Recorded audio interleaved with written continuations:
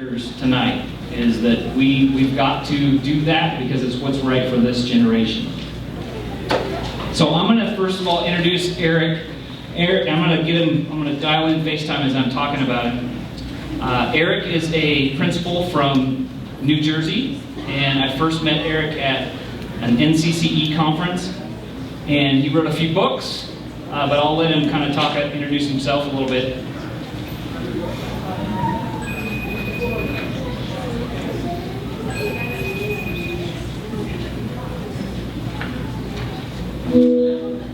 Hello. Hello, Eric. You are full screen and live and loud, so they are all yours. So take it away. I've only introduced you as Eric Schenninger, a principal from New Jersey, so you got the rest. All right. Well, good evening, everyone. Here in New York City, where I reside, it's 9 o'clock. So I'm just going to tell you a little bit about my story as a principal, and a little bit about what we've been able to do in a short period of time.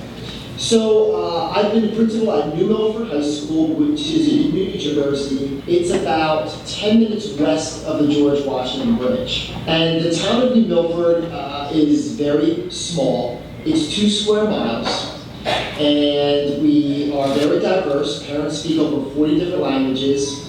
And we have no money. We're a blue-collar community. So we've always had the challenge of not having money and catering to or working with a very diverse crowd across all different socioeconomic groups. Another interesting fact about New Milford High School is that it was built in 1928. So we've had to overcome major infrastructure challenges to do what we are actually doing now. So I came to New Milford in 2004, and I became the principal in 2007. When I became the principal, I was sort of like the exact opposite of the leader that I am today. I did not believe in social media. I did not believe that students should be able to bring devices to school. And I did everything in my power to create policies and structures to make my students' lives miserable. Because I firmly believe that, whether it be social media or mobile technology, it just really had no place in education. It really could not enhance the learning experience for our students. It was not safe. So basically, what I've learned now is that, I came up with virtually every excuse in the book not to change. And education is notorious for making excuses not to move forward. And I was just the poster child for using every excuse to not push forward to create a school that worked for our kids. And I think that, at New Milford High School, very traditional, surrounded by some of the most affluent, highest performing districts, not only in the state of New Jersey, but in the whole country. I just figured, hey, status quo, this is great, we're doing a great job, we don't need all this technology stuff. So what happened then in 2009, 2 years into the principalship, I just happened to be reading an article in my local paper about Twitter. And as I started reading through the article, I was not on any social media site, even for personal reasons at this time. So I'm reading this article and I'm like, this is stupid, I can't use this. And as I got through to the end of the article, the light bulb went on. And I'm like, wow, I can use this tool, Twitter, to better communicate with my stakeholders. At that point in time, in March 2009, everything changed for my school and for me. It was at that point that I got on Twitter just to be a better communicator with my stakeholders. What happened after a few months was kind of odd. I'm communicating in Twitter, and what happened was I got kind of creepy. I was lurking and learning. And what happened is I saw my behavior shift from communicator to learner. Once I took control of my learning, that's when the magic happened. I started learning about all of these amazing free tools that we were not using at New Milford High School. And I was really upset with myself due to my ignorance that I really closed off my school, my students, my staff to the real world. So as I became more of a learner, I learned about Web 2.0 tools. I learned about the flipped classroom, BYOD, digital badges, all these things that we have now basically integrated into our culture, which I'm going to talk about in a few moments. But as I began to take control of my learning, my perception changed in regards to social media and technology. You know, we learn through the means in which we were taught. And with social media, there's such a negative stigma attached to it that, you know, what we just do is just block it out. We don't see the value. But after, you know, probably around May 2009, that's when we started to create a new vision for the culture at New Milford High School. And as I started learning about all these tools from a variety of educators from all corners of the world, I began to sign up for Twitter, Facebook, YouTube, Instagram. Instagram came a little bit later, but I started using all these tools. And I got to the point where, you know what, I see the value in this, but I really need my teachers to see the value so that they can begin to integrate them into the classrooms. So I took a group of 5 teachers, and this was later 2009, and I said, listen, this little blue bird started talking to me. I got these crazy ideas, but I really think that we can create a school that works for our kids as opposed to a culture that works well for us. And I basically told these teachers, I will give you anything that you need to be successful. I'll give you hardware, software, time to learn, outside professional development. Anything is possible.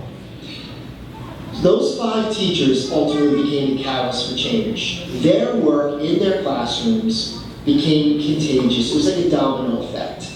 But then, after they started drinking the Kool-Aid that I had for them, it sort of began to spread throughout the entire staff and student body. So we still, to this day, in Milford, do not have one single mandate or directive to use technology. It has become a ubiquitous component in terms of every single thing that we do. So what are we doing now? Well, I'm going to go over a short list because I can talk forever, so I don't want to do that because I know my time is short. But for the past 5 years, our network has been totally open for the most part. Our students and teachers can access virtually every social media site that is blocked and banned in schools across the world, and they can use them for learning.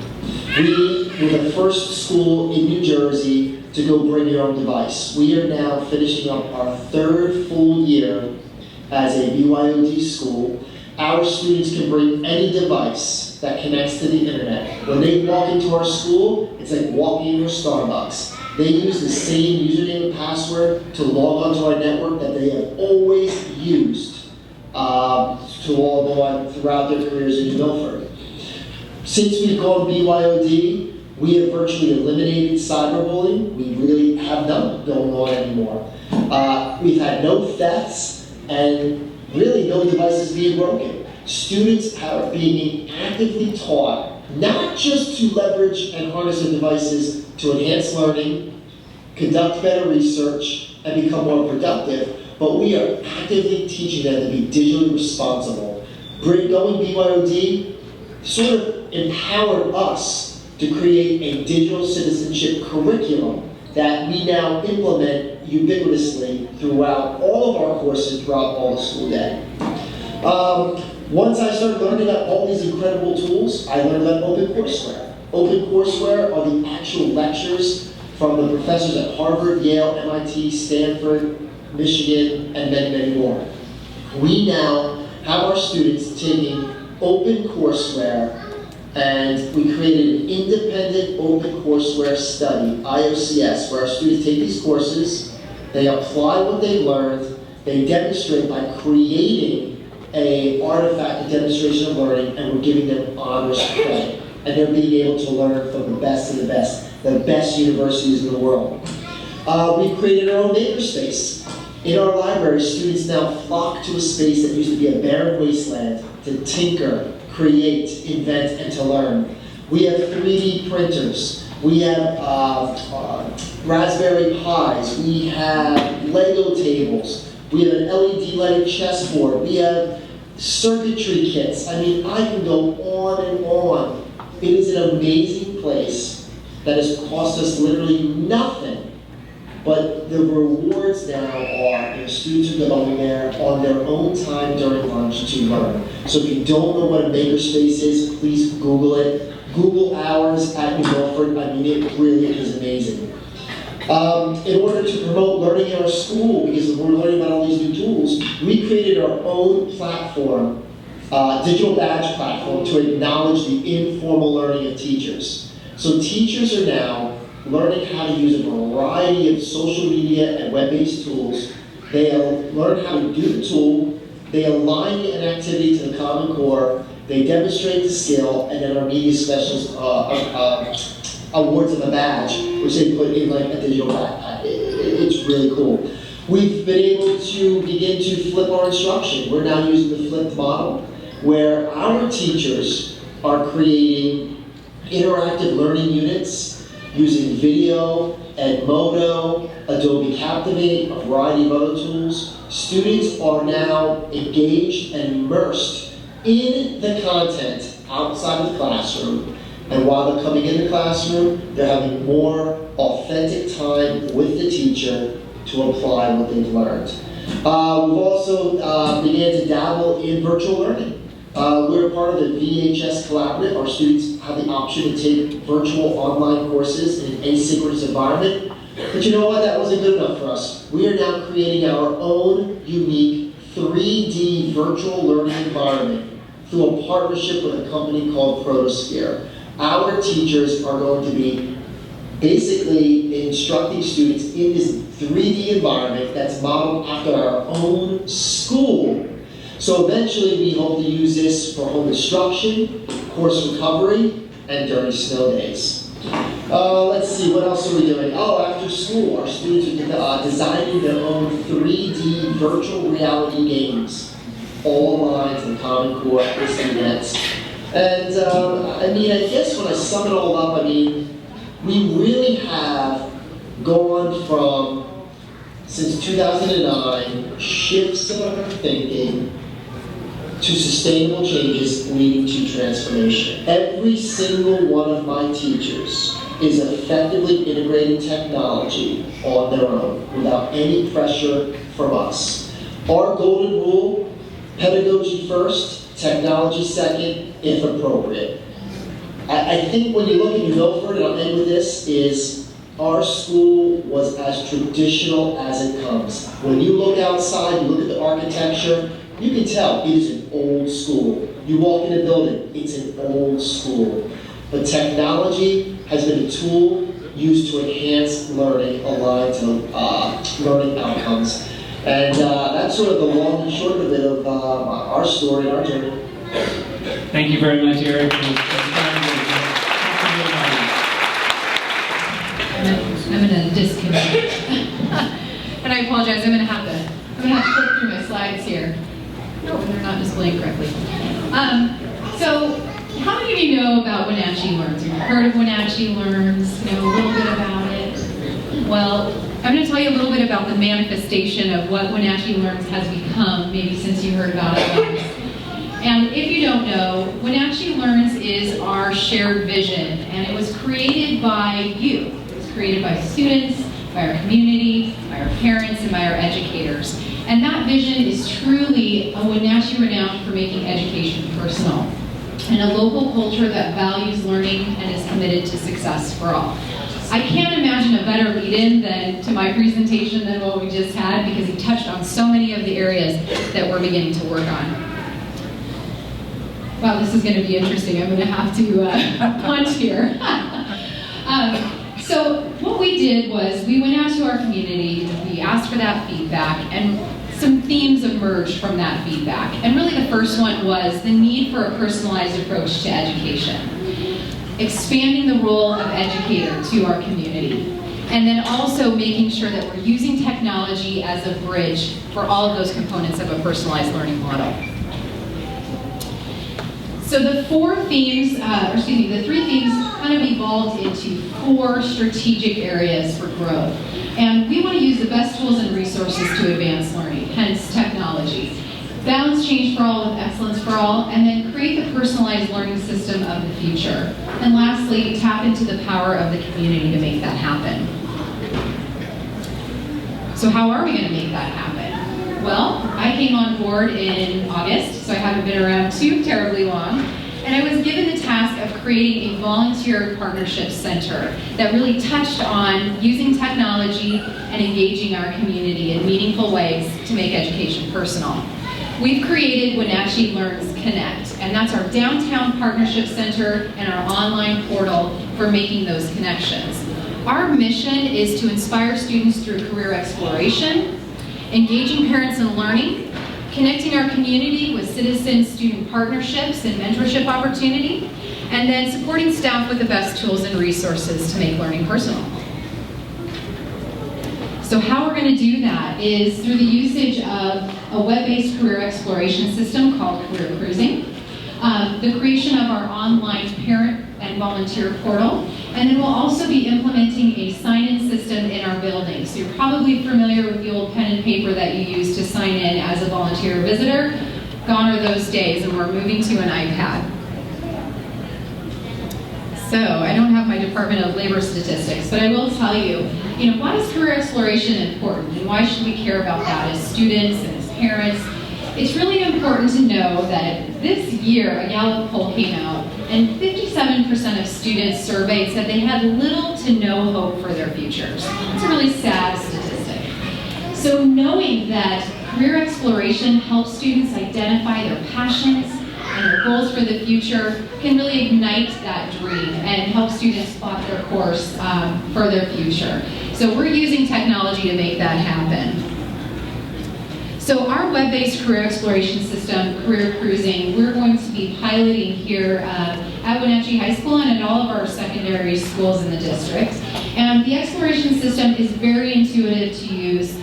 It's really simple for students to get in there and just begin answering questions about themselves. They take learning style assessments. They answer kind of some off-the-wall questions, but it really matches them up with potential career opportunities that they may be interested in. They can further drill down once they've identified what those career pathways are, view detailed occupational profiles and videos, and then even connect with somebody in our community to have a work-based learning experience to really test drive what that career is going to look like. So you can get kind of an idea of the intuitive nature of the screenshots. So that's what our students are going to be experiencing. Lastly, too, this particular program helps students create resumes and populate their 5th-year plan, if you're not familiar with that. It gives kids the skills to really kind of take back their learning and make learning relevant. We'll be deploying this in sort of a unique way, and it was touched on by the last presenter. We'll be pushing this out through a massive online course. And that's a way for our students to tap in there, customize their learning experience through watching videos, reading curriculum, going out to YouTube, taking these assessments, and using Career Cruising to really make those dreams come true. So I already mentioned it's going to be a hybrid, kind of online combination. We're also going to be bringing in community members to help us create some videos that tie directly into what they're going to be learning in Career Cruising. For example, if Rufus wanted to talk about how to get fired at the Wenatchee World, maybe that's a video we have featured on there. So it's tying a real career to a real person in our community. So we're going to be working on that. All right, I've already touched on this a little bit, but Career Cruising helps students explore those career paths. So they're doing that in the classroom, they're doing that online. Wenatchee Learns Connect really helps those students connect with somebody in our community. Like I said, to have that work-based learning experience or to actually learn more about that career through maybe just asking questions of a professional. The other opportunity that exists within our system, Wenatchee Learns Connect, is the ability for businesses to tell students about themselves. It allows them to create custom profiles. So if I'm Chelan PUD, I can enter information about my company right in here, and I apologize, this is a little bit small. Give some statistics about my business. Who do I hire? What kind of education am I looking for from those folks? And then also the opportunity for them to post work-based learning experiences for kids. In Career Cruising, students have access to those pages, and they can see what companies in our community have to offer and make that connection. It's a great way for businesses to impact student youth employment rates, also graduation rates, and to really make sure that they're part of the learning environment in the Wenatchee School District. The other piece of this puzzle is parents and community involvement. We'll be deploying a new system this fall that's a parent and volunteer portal. Wenatchee Learns Connect has a great website where you can go in, and no longer will you fill out the volunteer paper application in our district. You'll actually be going through a complete online system that's going to match you up with volunteer opportunities that connect with your time, talent, and interests. For example, if you are an accountant and you really want to be a classroom speaker and share your gifts of accountancy with students, you have the opportunity to connect as a classroom speaker. If you want to be a mentor, if you want to be a general classroom helper or help at field days, whatever that level of involvement is, Wenatchee Learns Connect will help you find that opportunity. So we're using technology to really leverage those connections for our volunteers. We already talked about high school accounts. The last piece of this puzzle is school sign-in, and this is something I'm pretty excited about. In all of our buildings starting in the fall, we'll be implementing an iPad-based sign-in system for volunteers and visitors, or as we like to say, our guests and our partners. So instead of having that notebook to sign in with your name and who you're there to see, you'll now see an iPad located in all of our buildings, all of our offices. So you're going to go in, type in your name, and it's going to recognize whether or not you filled out the volunteer application. If you have not, it's going to prompt you to go ahead and take that step. But the school sign-in system allows for easy access, kind of a customer service friendly way for volunteers and visitors to sign in. It's going to take your picture, it's going to capture your information, it's going to send an email to the instructor or the staff person that you're there to see saying, hey, Diana Haglin's in the office, she's here to see you. It's going to print off your name badge with your name, who you're there to see if you're a guest or a volunteer, and then you're on your merry way. So it's a real complete system for volunteer engagement, and we're pretty excited about making that happen. So a lot of technology that focuses on connecting our community with our schools and also getting our students connected with our community. And then last but not least, I have a pretty amazing team of folks that work with me. It did say how we can connect you, but begin thinking about how you can connect with students and what time and talent you may be able to share. And then also encouraging your students to explore career pathways. Career Cruising will just be at the high school for this year, but our vision is to deploy that throughout our entire district. And it has tools and resources for kids and for educators that are relevant for different grade levels. So that's what I have to share with you today. Please continue making learning personal for your kids. It's a huge opportunity, and we're excited to be able to use technology as a bridge to make that personalized learning happen. So thank you. Right to the front desk there. I'm really excited to be here, and this is a great venue. I want to thank @Ron Brown, and I want to thank @GWATA and @Wenatchee School District. Right? If you're not sure what that is, ask somebody, and you can tweet that out as well. So thank you for the facility and the time. This is a great venue. Next year, I think that we should do this all day long, and let's bus all the schools in that aren't involved here and let them showcase and see all this stuff. So let's double this thing next year, and then let's figure out how we're going to go somewhere bigger, right? Next time. Okay.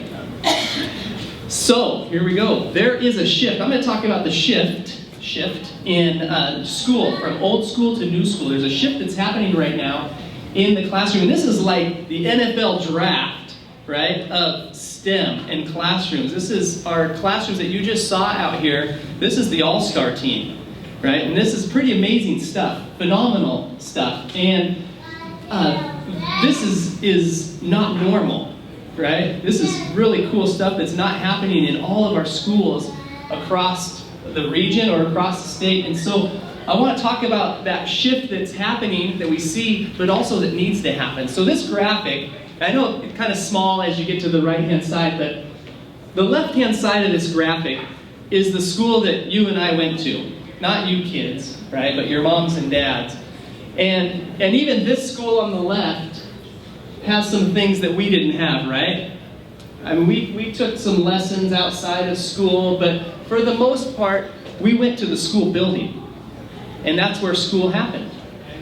So as we move from yesterday to today, the new school, what's the focus of the new school? It's the student, right, at the center of this. And look at all of the types of schools, if you will, that our kids have the opportunity to attend, to take part, to learn from, right? And so as you look around this, and some of these are brand new, and this is like updated yesterday. So there's some circles that are missing on here that I should put up that we just saw as we learned it from the booths out in the main area. But we've got this blended online world that our kids live in. And they have, when we went to school, I took 6 periods of school. I had 6 different teachers maybe. Today, our kids have thousands of teachers with Khan Academy, and the resources in iTunes U and Google. There's lots of information that we didn't have, and this is at their fingertips. And so you can picture this circle is going to continue to grow as we move into some of the stuff that is brand new. When we get into online courses with Edmodo, or Google Sites, or Canvas, or Coursera, and we're seeing this shift in higher education. It's filtering its way down to K-12. So this shift is happening in our classrooms, and we need to keep up with this shift. And if you don't believe me, I want to show you one thing. How many of you remember this pyramid? You took psychology, right? Who made this? I got the answer right here, if you're looking at it. And we all know that you have to, if you satisfy down here, then you can move up. But if you don't have this stuff down here, it's hard to move up, right? And so you have to, you've got to have food and water before you're worried about security and friendship and self-esteem. And then at the highest, our self-actualizing, right? We want to do our best. We want to do it. We want to problem solve. But this is out of date, right? This is was created in what year? 1960 something, right? From this guy Maslow. Here's the new one. And you can't do anything if you don't have the foundation covered, right? And we know this, even as adults we know this. When we're out of Wi-Fi, when we're out of cell service, life is over. I might just go to sleep for a while until the internet turns back on. So this shift is happening. And I wanted to throw this graphic up here. Don't worry about the small print. But I want to talk about personalization. Diana kind of led to that a little bit. Education it's really, if you think about learning has been personalized. When you learn something, it's personalized. If you try to explain to somebody something that they don't care about, do they actually learn it? They don't care, do they? Ooh, right here. But if you talk to me about something that I'm passionate about, that makes sense and that I can apply, it becomes I've learned that, and I'll remember it, and I'll be able to apply it. And so when you're an adult, we call learning personal development, professional development, right? So all of us as teachers, we go to PD, and we take classes and workshops. When you're a kid, we don't call it professional development, we call it school, right? It's the same thing, right? You're learning, right? We're trying to improve and learn some stuff. But so this personalized professional development, in the olden days it looked like this. We'd sit and get. Today it looks like this. If you are not engaged in your learning, kids, adults, parents, grandparents, if you're not engaged, you're not going to learn anything. And so today we've got these tools. We've got social networks, and like Ron was showing that video, if you're not on Twitter as an adult, as a teacher, in your classroom, you're so 2013. You got to step up to 2014 and get on Twitter, because there are so many resources out there. There's a 4th grade math teacher. I guarantee it has the exact question that you're struggling with in your 4th grade math class. And you can join the group of hundreds and hundreds of 4th grade math teachers, and you can help solve and figure out the problem, right? Figure out the answer. So you can engage and share resources. And you can learn with all of these different online stuff, and then support. Again, we have all these tools, video, right, to record, and watch and play back, and that's a part of teaching right now, right? We're videotaping the kids so they can hear themselves read, so they can see themselves act. I mean, picture yourself, we do this all the time in athletics, don't we? Right? We film it, and then we rewind it and watch it in slow-mo, and we try to fix the errors, right, and get better. We're doing that in teaching too. So you have all these tools to support your learning. And then how do we measure it, right? If you're not analyzing data, you are, you're not looking at the whole picture. So that's old school versus new school. So it's personalized professional development in the new school. Why is personalized learning so important and personalized professional development? Because it gives you power. You're in control of what you learn, when you learn it. And so look at the eyes on this guy. I love this picture just because you're not going to mess with him. That's the look of determination, isn't it? And as learners, whether we're 16 years old, right, or 8 years old, or 48 years old, it doesn't matter. I have the power to learn the way, and why does this matter, right? Why does it matter? Because as educators, we have the power to positively impact teachers. So here's the deal. Don't read this. Don't look at my screen right now and do not read these words. Okay? Because this is the worst example of a PowerPoint, of a slideshow ever. So don't put text. But basically, here's what's going on. 80% of schools underutilize the technology that's in their classrooms right now. It's sitting in boxes, or maybe even out of the box and plugged in. And I'm not talking about Wenatchee. Wenatchee is like top-notch. They do it the right way. So 80% of other schools, it's still sitting in the box. Less than 7% of the schools have teachers that are able to integrate their technology. And I'm not talking turn on your smart board and projector. I'm talking integrate technology into your subject area to teach a 6th grade math lesson or science lesson. But don't blame the teacher, right? Because only 30% of schools are providing professional development in instructional technology. Teachers are kind of just they're wandering out there. But why does this matter? And here's the stat. You can read this one. Technology integration in the classroom, getting kids, putting an iPad into kids' hands, putting a robot into kids' hands, putting Legos or a CAD program, right, or GIS software or whatever you saw, or you put that in their hands, and we're seeing a 3% increase in student learning. And you might say 3%, that's pretty lame, really, single digit. This is 3% on top of what they would normally learn, right? So technology is an accelerator as we teach in our classroom. So how about this pyramid? I think I'm into triangles today. Everybody recognize this one, right? I'm not going to get into psychology 101. This is Bloom's taxonomy, right? You know, the cognitive skill it takes to remember something is not as difficult as understanding, applying, analyzing, evaluating, creating. But check out what's all around that. We have a ton of tools right now available to us in our classroom that we can use to do these things. I mean, I almost don't have to remember anything, right? Flip back a few slides. As long as Wi-Fi is there, I don't have to know anything. And understanding and applying. I was in a classroom the other day, and when Roland stands up, that makes me nervous. So I was in a classroom, and these kids were just rolling out this collaboration software, which means Google, right? And so the teacher in this English classroom says, all right, here's your assignment. I want you to read this book, watch this video, and then I'm putting you in a group of 5. You're going to work as a team. And this is Monday, 3rd period. And then Tuesday, Wednesday, Thursday, you got to work on this. On Friday, we're going to present it on the screen. Well, Tuesday morning, right, so she sends the kids off. Tuesday morning, the kids come back to class. She has an email in her inbox, right? So number 1, kids don't email teachers. How did that kid get my email? What are we going to do about this?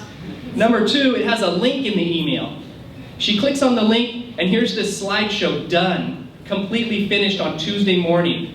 Because they all went home, signed in, worked together collaboratively at the same time, right? Different places, and they built this presentation together. And so guess what her second question is after she got past that, how did he get my email, right? Second question is, what's he going to do Tuesday, Wednesday, Thursday in class? Because I was going to read the paper or something while these kids worked in their groups, and now I can't do that. So we've got these tools that allow us to do this. So in closing, I want to just put this up. Here's what you can do to shift to this new school. Number 1, social media. You got to get plugged in. It's not an option anymore. You've got to get plugged in, and you got to start using it. And not with your kids necessarily, which would be great, as you get older in the higher grades, but you got to plug in for your professional learning network. You got to go find some people that are just like you, have the same interests, and talk to them and collaborate with them so that you can learn. And I won't even go through the rest of this because it's just too good. Take some time. So, learn something new every day. Thank you.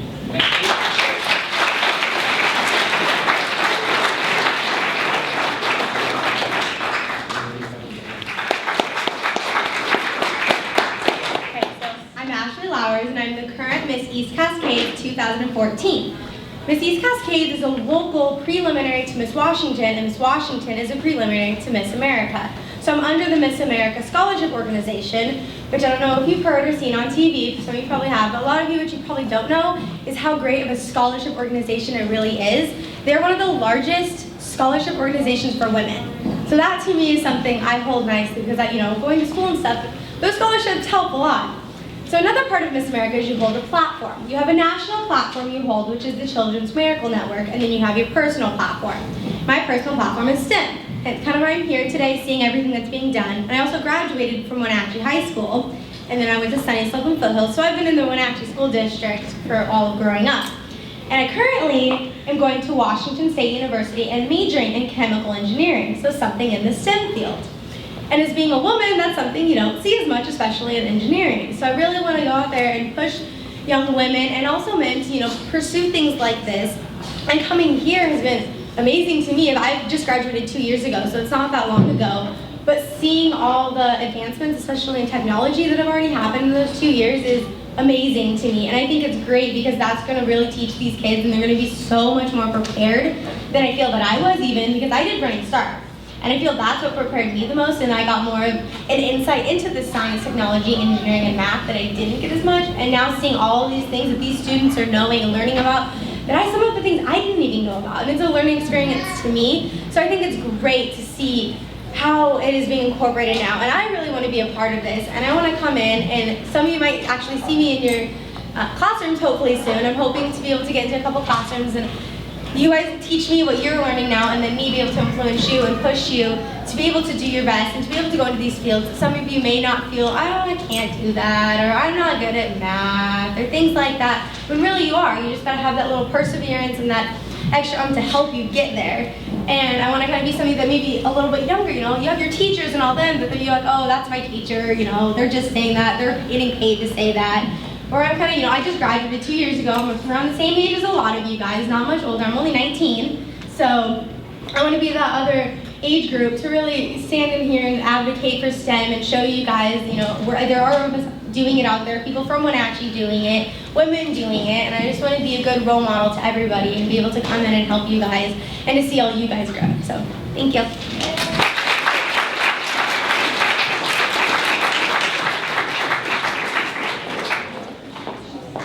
Thanks, Ashley. Pause for Ron. I'm sorry, Ron, you want to be like this for 1 second. But I am really excited to present to you today because I have, yes. Good. This one, that's it. Okay, are you guys happy to be here? Are you guys happy to be here? I know you guys are happy. Now, one of the things that we did, if you went to visit our booth over there, we have our wonderful iPads and iPods that you got to touch and play and all the wonderful stuff. I brought students with me. This is our students from Pioneer Middle School. Let's hear it from Pioneer Middle School. And so, one of the things that we did this last week, a couple weeks, we got our iPods, and we did, that song, Happy? We did our own version of it. So I'm going to show you guys, I promise, it's less than 10 minutes, it's only 2. But the students did this together, and we're going to have some fun, right? This is what technology is all about, having fun. It might seem crazy what I'm about to say. Sometimes she's here, you can take her away. Write it down.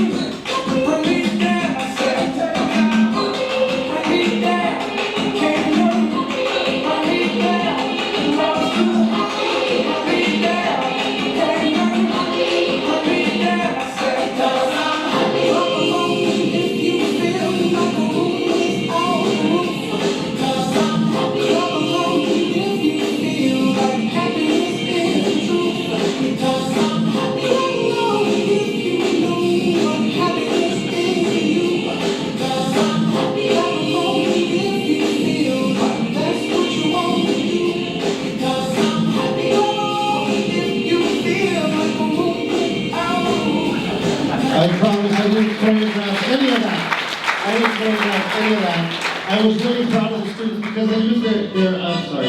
Yes, we can listen to us. You can, and also if you have time, you can look at our 250 videos on our YouTube channel. But on there, what I'm really excited about is that technology is supposed to be fun. So believe me, when I saw there a lot of universities are using that Happy Song as a recruitment method, and I said, wow, well, I could do better.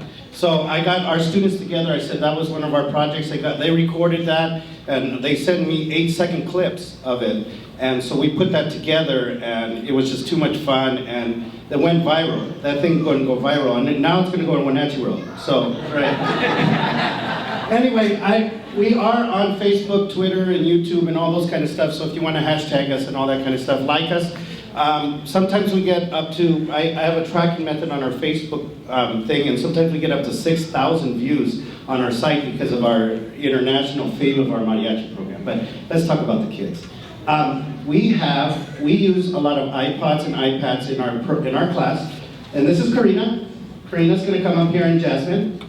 Okay, and they're going to show us how we used to use, remember the old pitchfork, right? And a tuner, and get the piano and go ding, ding, ding. Now we don't have to do that anymore.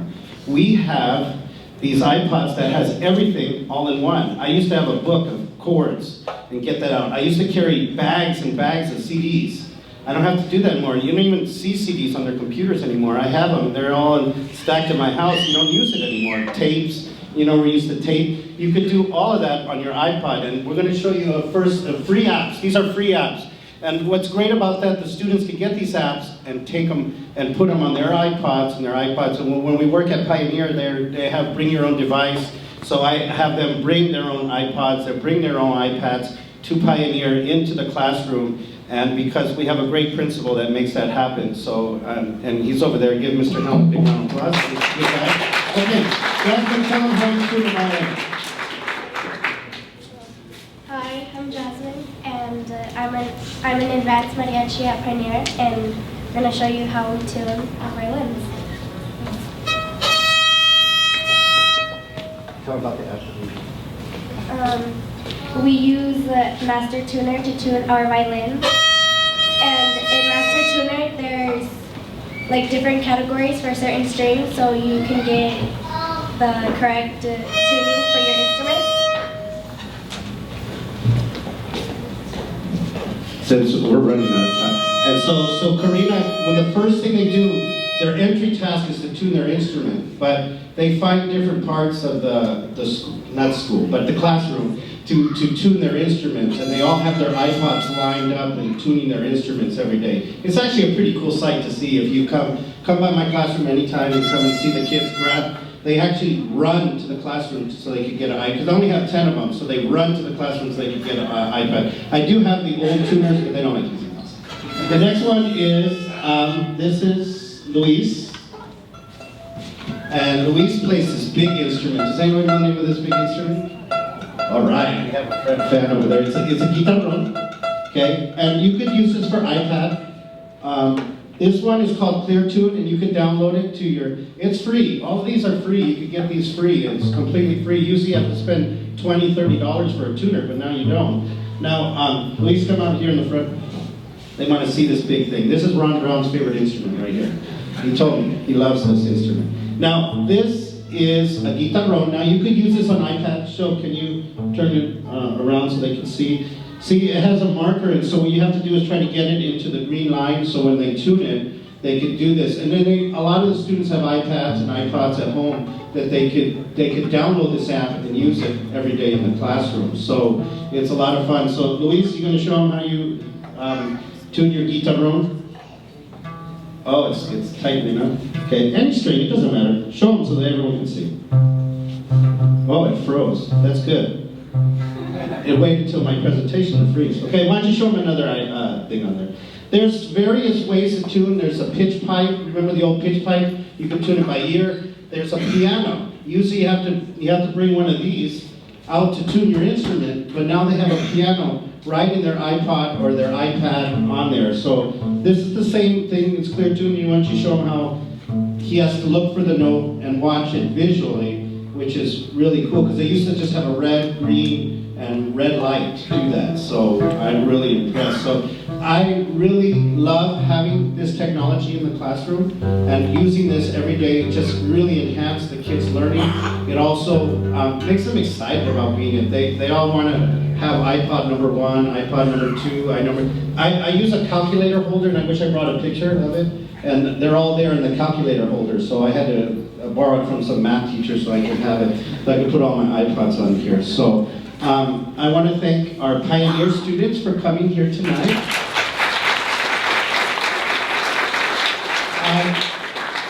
I actually asked the entire class, I said, who would like to come? And they all raised their hands, so I had to choose these 4 special people up here to come and show off our technology. So again, like us on Facebook, WHS Mariachi, Twitter, WHS Mariachi, and I did tweet that video, that happy video. Please share it. I saw the smiles on your faces today, and it just made everybody happy. That song is just great. So let's give a big round of applause for our Pioneer kids, and thank you so much for letting me present.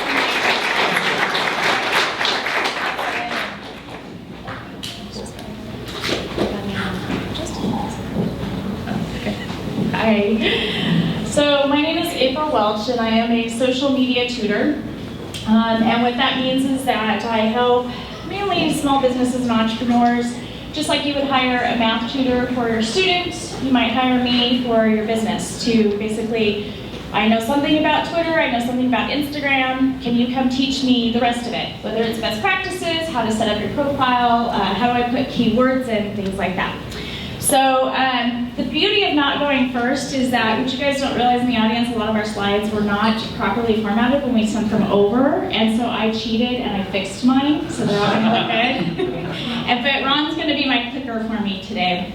And so, I wanted my presentation to be about fear or freedom, because I think that the difficulty with the generation gap is really that, we always heard our parents say things like, oh, you just don't know what it was like. I had to walk uphill both ways in the snow barefoot to school, right? But we really don't know what it's like to grow up like our kids right now. And so I like to call them the 10-second generation. Go ahead. When you think about this 10-second generation, you have to think about the fact that, these kids, they don't know what life was like before the internet, before the cell phone, before high-definition TV, before even surround sound. Hello, I graduated in the 90s, oh wait, 80s, somewhere in there. That was like just coming out, right? They don't know a life without iPods, gadgets, apps, gas-guzzling SUVs, and most importantly, Google and their maps. And what's really funny is I'm married to a fireman, second-generation fireman. My teenage son, who's 15, you'll see him in a little bit here, he's going to be the third-generation fireman. Well, reading a map is a pretty important skill to have as a fireman, right? But Google has fixed this problem because they can just bring it up on the iPads in the trucks and know where they're going. Of course, there's a big oops if the Google car didn't quite get the intersection right? So when you look at the 10-second generation, this is where I like to focus our generation in the fear factor.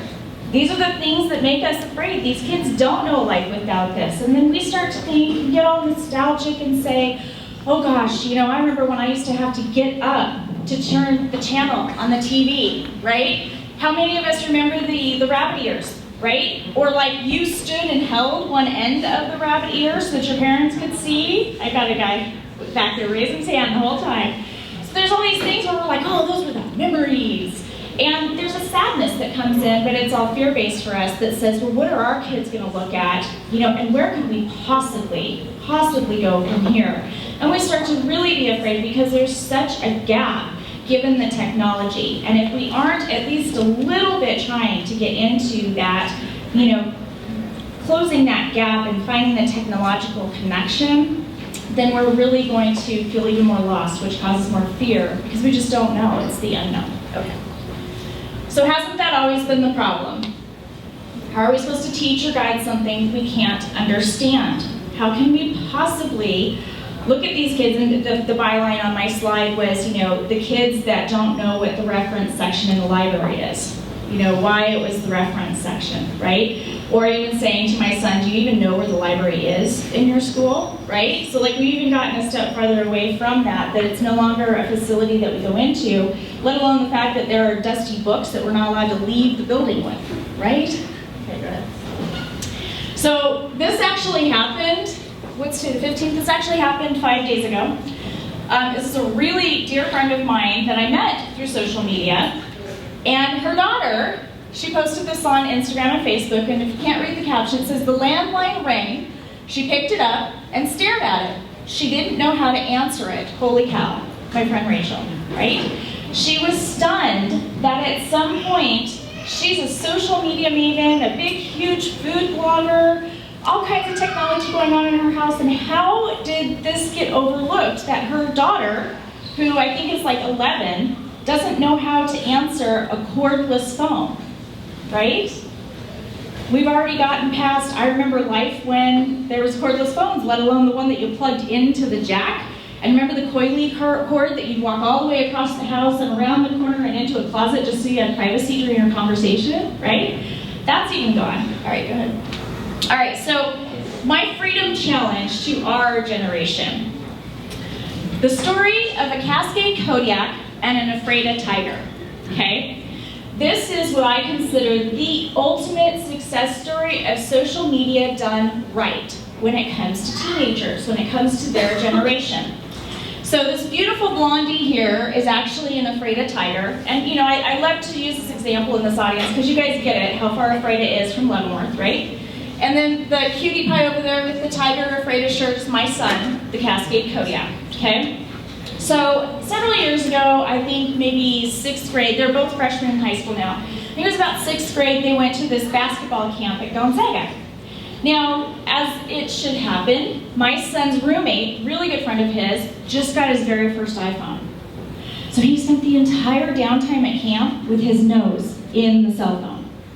My son, being the outdoorsy guy, wants to be a fireman, you know, he was there to socialize. So he bailed on his roommate, went out in the hallway and was like, hey, you know, I played you in AAU. You know, what's up?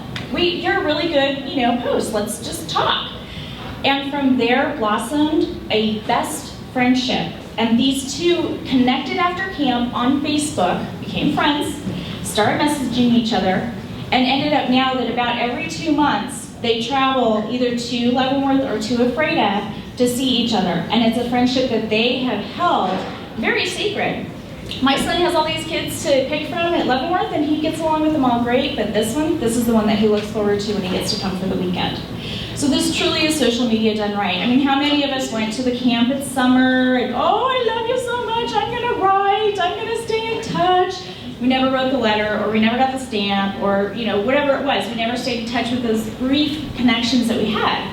Well, when you look at the ability to use the technology to stay connected as a teenager, you can let go of some of the fear. Sure, there's plenty of kids out there doing things that they shouldn't be doing, and you know, okay, we'll deal with that.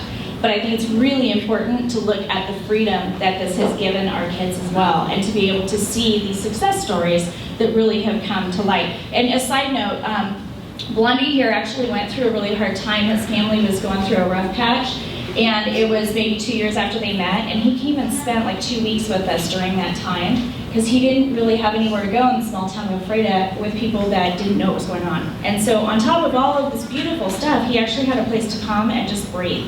So, you know, there's all these great things that have happened. Okay. All right, so, all right, April, you're telling me that I'm doing fear-based, you know, projections out there, and I'm making fear-based decisions, and that you've got this freedom challenge for me. So, all right, how do you do it? All right, so I'm going to say be curious. I'm assuming as teachers, as parents, we always encourage our kiddos to be curious. Now it's our turn to be curious without bringing your life view to the conversation. And what I mean by that is, when my 15-year-old comes home and tells me, oh yeah, I'm using Snapchat, I'm like, that's that one where, like, you know, it disappears and, you know, they're doing things that they shouldn't be doing on there. That's my thought, because I am putting this app in the perspective of being a 40-plus-year-old mom. I'm not putting it in the perspective of being a 15-year-old or 14-year-old at the time. But even more so, he hasn't thought of the things he can do bad with it, but I don't get why they like it. Like, we come from a generation, it's like, oh, we scrapbook, we look at our memories, we come around the bonfire and tell stories. Nope, not these guys.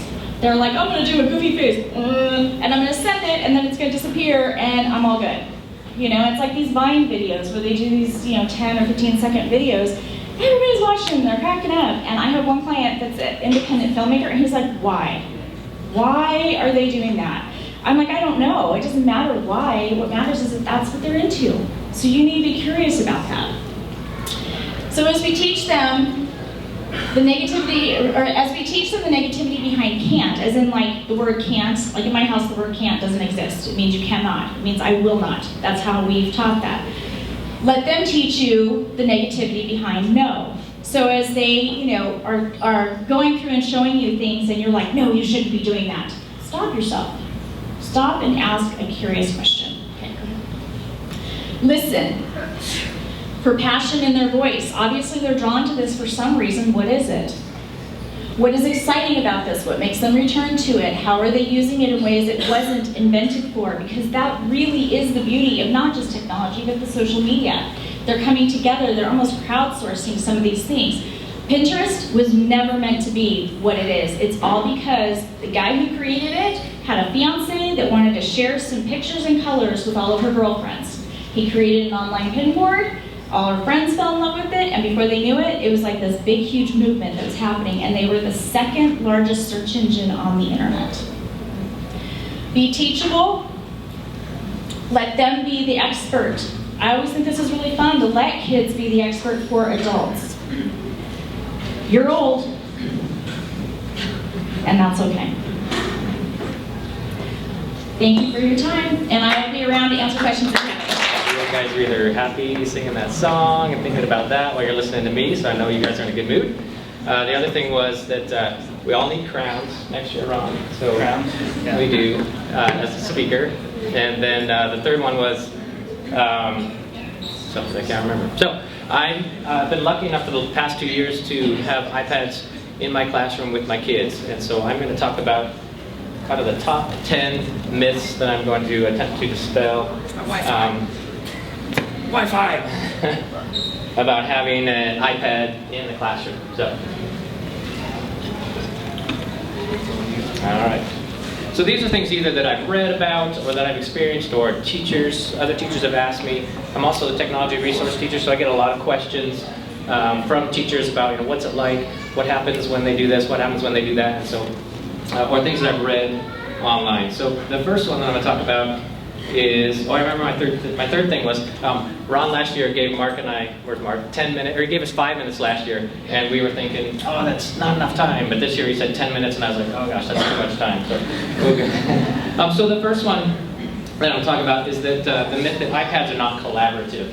That you will just have kids who are staring off into their devices. They're not going to be paying attention to what you're doing. They're just going to be focused on the screen. They're not going to be part of an engaged classroom. And I've seen the complete opposite. My classroom is alive. It's buzzing. There's always something going on. And it's not because of me. It's not because of what I'm doing. It's the kids having the device, doing their creation, doing their consumption with the device. And so for them, it is an alive and engaging classroom. The other thing that I've found is that the students are much more likely to help each other because of the devices, and I mean that in the sense of, one student can't do it, there's 5 students who know how to do it and will jump up and run across the room to help out and to show other students how to do whatever particular thing. So I have student helpers who normally aren't the student helpers. They're not necessarily the ones who are going to stand up and be the point person in class, but these kids, for whatever reason, engage with the device and become the helpers. And then the third one on this one is what I call the Jimmy factor. And Jimmy is, it's not his real name. It's a student I have had in the past. And Jimmy has Asperger's. And so he's typically would sit by himself in the classroom, typically would be, kind of a loner. But there's something about the device, there's something about the tactileness of it, there's something about the way that he interacts with it that he, especially with word games, and so when we do word games, when we're learning our vocabulary, he is the point person in class and he's the expert, and the kids rely on him, and he comes up and he's kind of taken this role as a leader in class, where normally he would be kind of the wallflower. So iPads are definitely collaborative. The second myth is that games have no place in the classroom. And when I first had the iPads, I think the first year I had them, we played games on the iPads, just kind of downtime between classes, but I didn't use them for instruction. Didn't use games. It was one of those things where I just was a little bit afraid to jump in and let them use games. And then after I got to go to a conference, and the title of the conference was Angry Birds and Minecraft in the Classroom. So if you have never seen Minecraft, ask your kids, because they will tell you all about it. And you guys know what Angry Birds is. And so I decided just to kind of jump in, take the leap, get rid of my fear, and we did a story around Minecraft. So the kids got to create their own Minecraft world. They could be collaborative and work with somebody else, and then they had to write a story using that character in Minecraft. And it was the most engaging time that we've had all year long, because the kids just, not only did they get to play Minecraft and set up their whole world and create everything, but then they got to write about their own character. And so the engagement was off the charts. And then Angry Birds, you know, you guys played Angry Birds with the little bird and it kills the little pigs. There was a high school teacher that I was talking to about using Angry Birds and studying parabolic trajectory and distance equals rate over time and different angles and such. And so that obviously has some applications in the classroom. So games do work in the classroom. The third one, iPads are just expensive toys. They are expensive, but you know, with the cost of devices, it doesn't have to be an iPad. The cost of devices are going down and down and down. iPads do so many more things than just deliver content. It's not like a curriculum, like a book. They do so many other things, video and cameras and all the different apps that are free and or paid out there, that you could buy, you know, a set of devices and use kind of an online, as Pete talked about, it's kind of a free curriculum that's out there. The keynote talked about that too. And so you spend less money on your curriculum, you have more money for more devices to roll out to more kids. Myth number 4, iPads are the silver bullet. Finally, I will be able to give my kids the iPad and sit with my feet up, drink coffee, and they will be engaged and they'll do what they are supposed to do. And that's not the case. You still have to teach. You still have to be the leader of the classroom. You still have to be in front of them. You still have to be helping them to get to where they need to be. But engagement is really high. Engagement is off the charts. They learn in their own context. They go down the path that they want to. When we're learning about conflict in classroom for social studies, I'm able to say, very first line, find out something, learn about conflict, and they can go off to Google, they can, you know, search different apps, they can go where they want to go, come up with their own context about conflict, and then we have a discussion about it where they're talking about the learning that they've created. So iPads are definitely not the silver bullet. If they do bring about tremendous amounts of collaboration, you still need an effective teacher in every classroom, and the iPads are never going to change that. The fifth myth that somebody already touched on also, kids will just steal and break them. Accidents are going to happen. There are going to be iPads that are going to break. I've dropped mine a number of times. You guys have all dropped your phones a handful of times. They're going to break, but the kids are going to take ownership of them. If you give a student an iPad and you say, this is yours for the year, it's not anybody else's, you get to take it home, you get to store your stuff on it, they will treat it like gold. They will keep it, they will care for it, they will not lend it to their friends most often.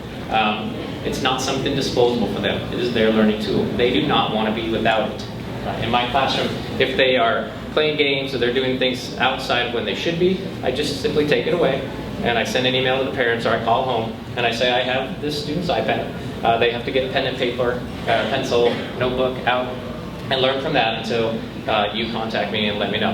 And it's like they're going to a funeral. They do not want to be that kid having to go to the locker, get the pencil out. Normally they don't have a pencil, so they have to go find a pencil somewhere. Okay? But they don't steal and break them. Myth number 6, kids don't need more screen time. What I've discovered about the iPads is, yes, they're wonderful for watching movies. That's what they were designed for. They're wonderful for Netflix. They're wonderful for playing games. But in a classroom setting, that's not just entertainment. You don't have kids just sitting, staring at their screens. They are collaborating, they're talking, they are up and about, more so than when I give them a regular book and say, okay, let's learn in our books and read and write. Again, collaboration is really high. It's a different experience for them. It's a different classroom. It's a different way for them to consume. It's a different way for them to create, and it really resonates with them.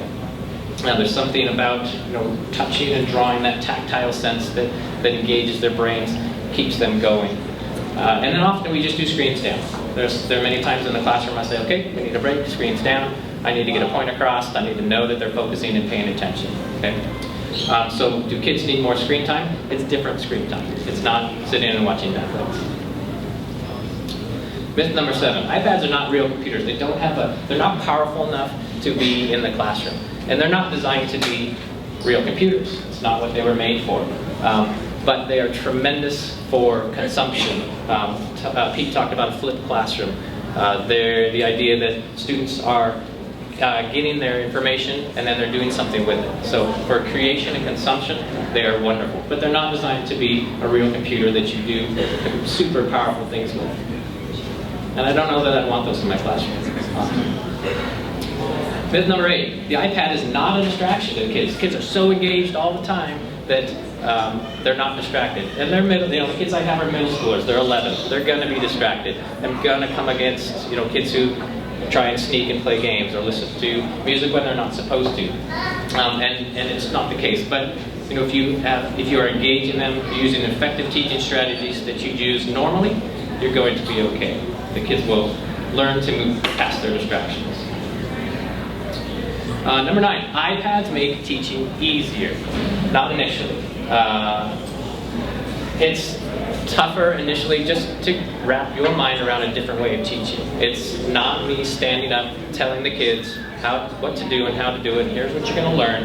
It's letting go. It's as April said, it's having that freedom to let the kids decide, the kids to create their own pathways to learning.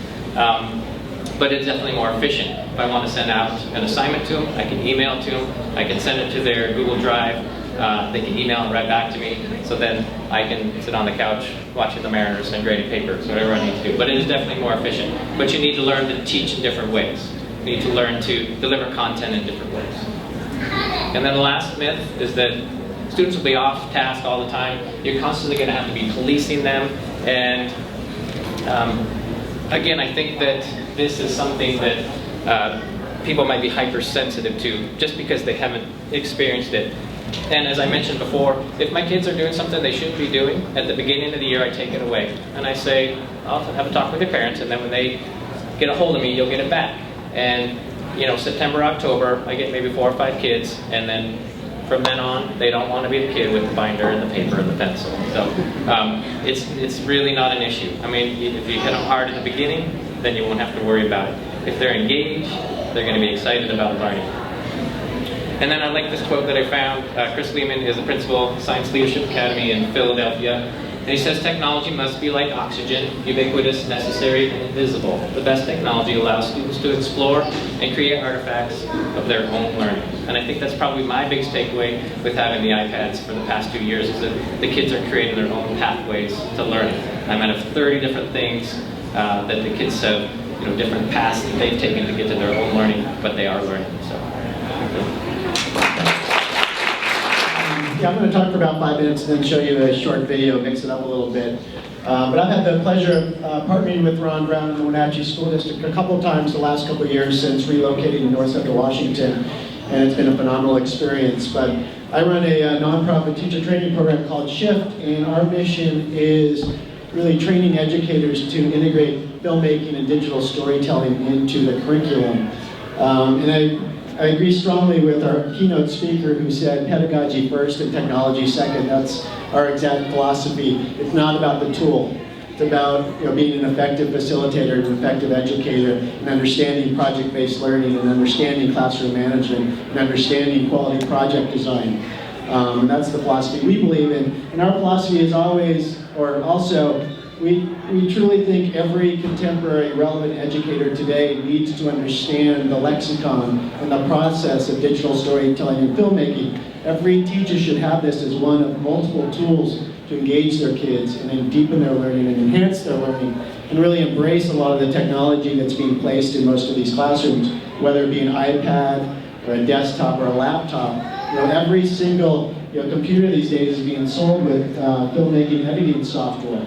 And so it doesn't require an investment on the software side, but a lot of teachers initially are very intimidated if they don't have a filmmaking degree, is I can't do this in the classroom.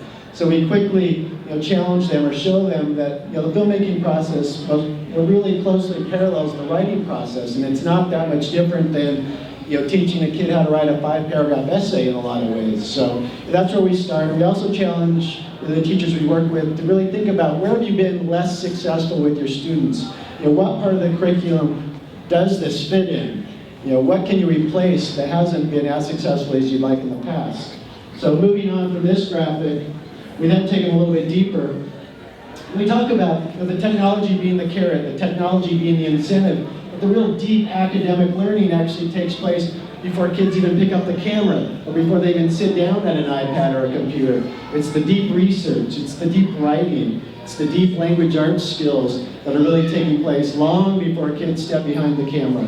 And that's where I think, the vast majority of the time that needs to happen in filmmaking is actually in that pre-production process. Then they move into the production process and they actually get to film their stories and then learn how to edit their stories and ultimately exhibit or distribute their stories with an audience, hopefully that is larger than just their local community or their local classroom. And we're producing work that's being seen all over the world. I think the biggest challenge when doing this with teachers and kids, I'd say 90% of the media out there is really challenging to watch, and it's really not very authentic, and it's really not very original. So we spend a lot of time with teachers.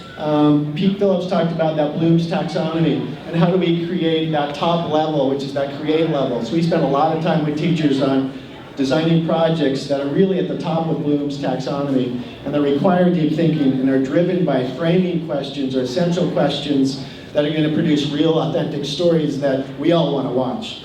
So I know we talked about the 10-second generation, and I actually don't believe kids have shorter attention spans today. It's just they're not engaged, they're not compelled by the majority of the media they see. So we train teachers to actually create media that people want to watch.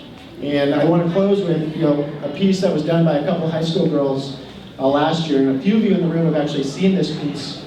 But I think it's a really relevant, contemporary piece that really demonstrates what is possible when you've got a strong educator at the front of the room, whom we always refer to as the executive producer.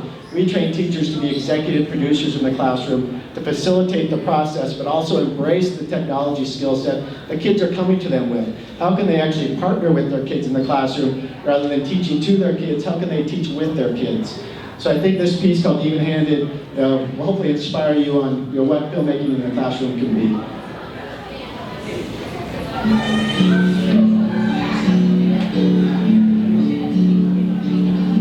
What happened? Okay.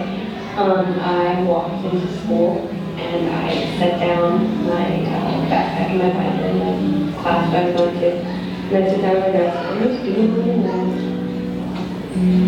And on the inside of my binder I have a human rights campaign sticker.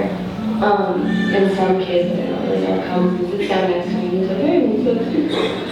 And I was just like, oh, well, it's Human Rights Campaign sticker, and I proceeded to explain to him that the Human Rights Campaign is all about equality for the LGBT community in our society. And then finally he was like, are you a lesbian? And I was like, no, I'm not a lesbian.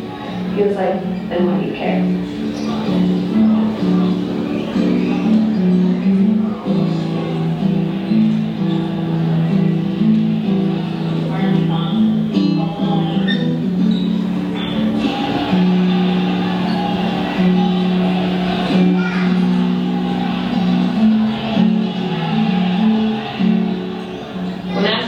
The answer never comes simply. I couldn't tell him in 2 words why it matters or how I came to understand why caring is important. And so I took time to sit back and think. There isn't a time in my life when I remember waking up and being forced to hide myself. I've always had the right to be open about who I am. That freedom has become so common to me, and yet daily people are denied the ability to be comfortable in their own skin.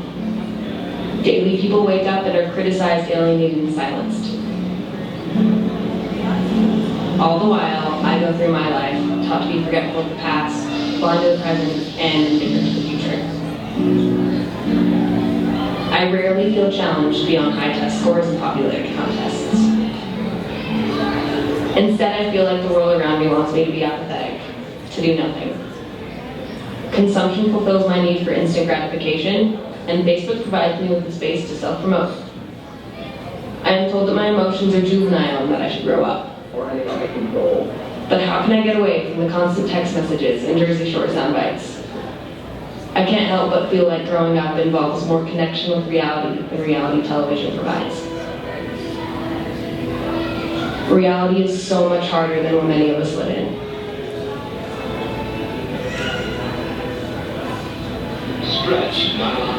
In this reality, freedom is sold to us in commercials and magazine layouts.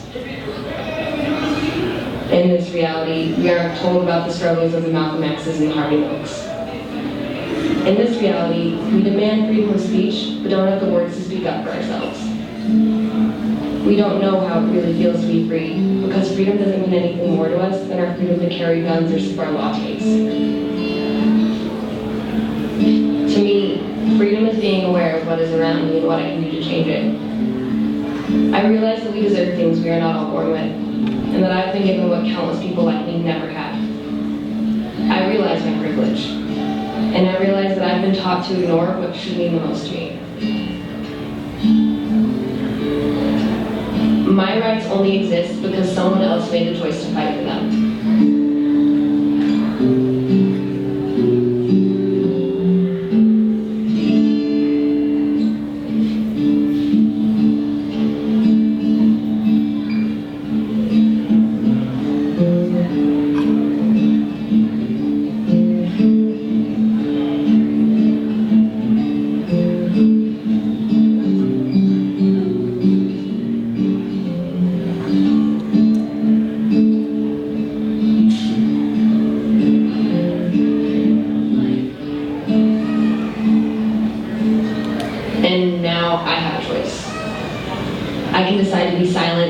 Live my life privately, and die knowing that I achieved my own goals, personally fulfilled and comfortable. But I want my life to amount to more than credit card debt and white noise. My choice is to step outside of the box I've been placed in. Remaining ignorant to the realities of this world is anything but life in motion, and being unconcerned is a misuse of the voice I was given. My responsibility is not only to me, but to those around me who are drowned out because of my indifference. My choice is to be a leader in healing the wounds left open by prejudice towards the unfamiliar. I choose to challenge the status quo so that everyone is granted an even hand. This is not just about gay and lesbian rights. This is not just about rights based on sex, ability, faith, race, age, gender, appearance, or class. I guess my answer to this question is that I care because this is about my rights and my ability to choose for myself. My freedom depends on the freedom of others, and it is the responsibility of each and every one of us to solidify and claim that freedom. Condensed and simply put, in the words of Nelson Mandela, to be free is not merely to cast off one's chains, but to live in a way that respects and enhances the freedom of others.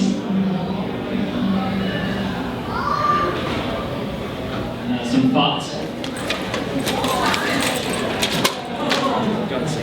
I've got a new digital device, a mobile device that my staff just gave me, and I can't wait to learn how to use this.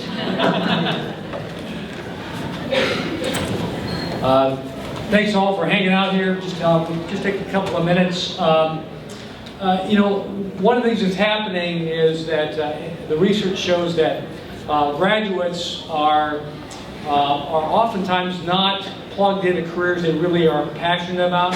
I think that's awfully important. It's also true that there's a disconnect between what they feel is important and what they feel their skills are and what employers feel their skills are. So we've got some work to do. I'm really thrilled about what's happening here in this showcase, what's happening in education, the innovation that's happening here, because what I'm seeing is it's relevant to people and relevant to students. They're engaged. they're owning their own education in ways that they didn't own in my generation. And I think there's a lot of possibilities. So I see this region as a hotbed of innovation and creativity, and excited to support that for our region. Like schools, newspapers have been challenged by technology. In fact, we're in the same boat. And it's about being relevant, right? Being relevant. It's about people helping to owning their own, owning a piece of what we do, and having an ownership in a community enterprise like a newspaper. And also it's about user experience. It's also about tailoring it to the needs of users today. We used to be a mass medium, one size fits all, produced for efficiency. Not anymore. We have to be personal. We've got to be relevant. We've got to be very timely, and that's challenged us. Same thing is true of education, and I think we've seen out here the kinds of efforts that are making a real difference. I think we've had a number of students in our office over the last several years who've made a huge difference. We have video interns who are around here today who have made a big difference shooting video for our website. We also have interns who have made tremendous progress and have been staff writers. We've got Apple Leaf writers who have written for the Wenatchee World. We had a staffer from Holly Thorpe from Wenatchee High School, graduated last year, now at the UW, who did a tremendous job actually taking a product that had never been designed and developing it for the Chelan market. She did the design work, she created it, she took ownership. We told her, here's what we want to achieve, you go, and she rocked. That's the kind of experience that, in my opinion, makes a difference for kids. It's the kind of experience that they're getting in this region. And I think that's the future of education. It's the future of business, certainly the future of newspapers. Make it relevant, make it timely, make sure that they own the process. Because if students are excited about what they're doing and they're jumping to get into Ramon Rivera's classroom to get that iPad to tune their instrument, if they're there, Ray Burke's classroom, just fired up about education, they're going to do great things. So that's our challenge in business. That's the same challenge we have in the schools. So look forward to supporting all of the efforts that are happening here and that are making a difference. And I couldn't be more thrilled. Thanks for having me be a part of this. The analog publisher in a digital world. Thank you very much.